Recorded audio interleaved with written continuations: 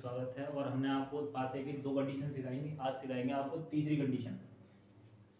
ये तो आपको पास लिखा हुआ था कि जब पासे की 2 स्थितियां दी जाए तो 2 कंडीशन सिखाई थी। उसमें जब पासे की एक सतह है कॉमन हो या पासे की 2 सतह कॉमन हो। तीसरी कंडीशन क्या है? पासे की कोई भी सतह कॉमन ना हो।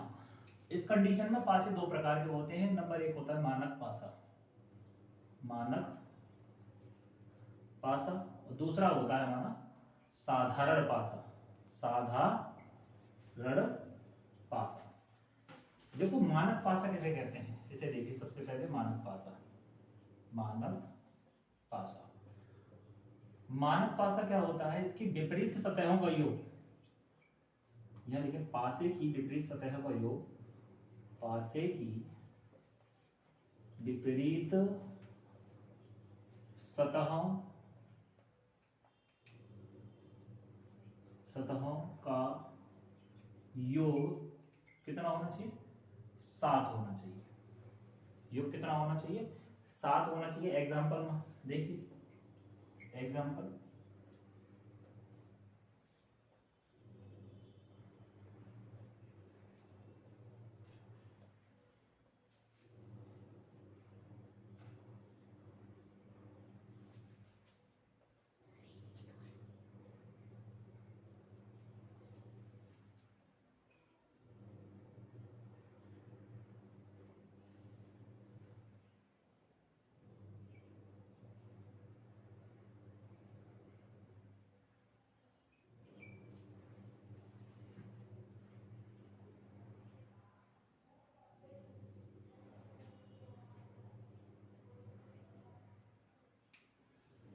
देखिए,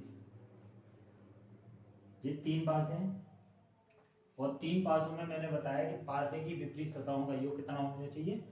7 होना चाहिए। मान के चलिए 1 यहाँ लिखा हुआ है तो 1 के विपरीत क्या हो सकता है? 1 के विपरीत मान के चलेंगे हमारा 6 हो सकता है। दोनों का योग कितना है? 7। ऐसे ही 3 का विपरीत मानेंगे 3 और 3 का विपरीत मानेंगे 4, इनका योग कितना है? 7। ऐसे ही 5 का विपरीत कौन सा मानेंगे? 2, इन दोनों का योग कितना होगा? 7। मानक पासा उसे कहते हैं जिसकी विपरीत सतहों का योग 7 होगा, उसे मानक पासा कहेंगे। और ये दोनों आपके लिए हैं, दोनों करके देख लेना, ठीक है। दूसरी कंडीशन में देखिए, साधारण पासा।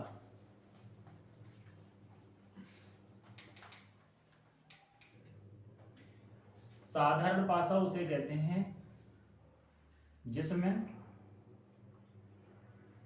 पासे की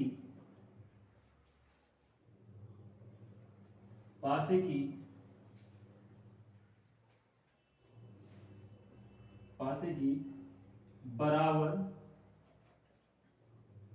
वाली सतह का योग 7 हो। जैसे एग्जांपल,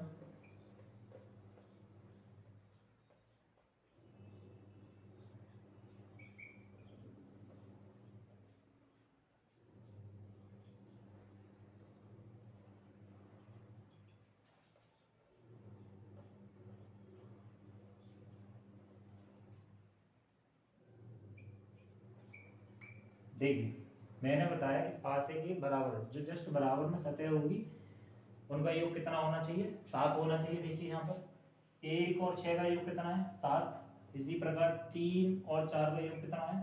7। इसी प्रकार 2 और 5 का योग कितना है यहाँ पर? 7। ठीक है, आई होप यहाँ तक आपको समझ में आया होगा।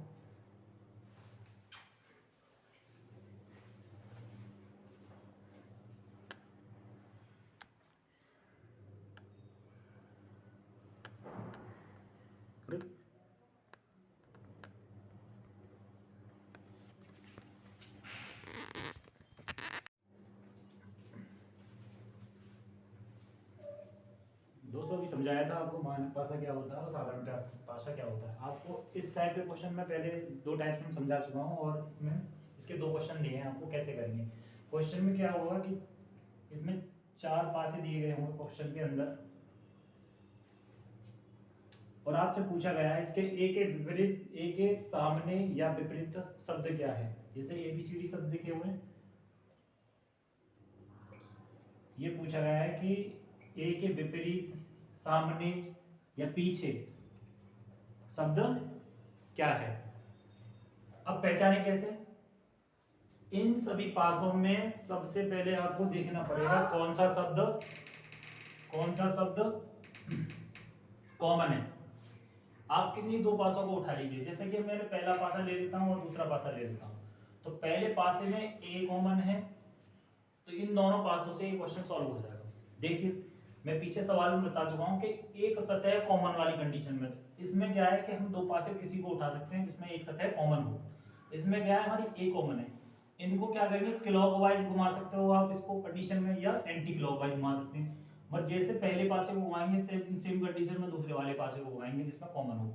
जैसे कि ए से स्टार्ट करेंगे एंटी क्लॉकवाइज, ए के बाद क्या आ रहा है बी, और बी के बाद एफ। ऐसे ही ए से स्टार्ट करेंगे यहाँ से क्लॉकवाइज, पहले क्या है यहाँ पर ए के बाद ई, और ई के बाद सी है, ठीक है, ए के बाद सी है।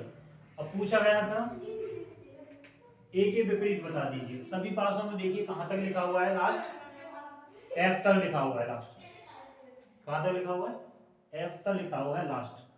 तो ए हो गया, इसमें बी हो गया, सी हो गया, डी नहीं है, ई हो गया, एफ हो गया। कहने का मतलब बी विपरीत किसके है, हमारा ई के, और एफ विपरीत है हमारा सी के। तो पूछा गया है ए के विपरीत, बचा क्या हमारा विपरीत के लिए, डी बचा। तो बता देंगे ए के विपरीत हमारा क्या है सर, डी।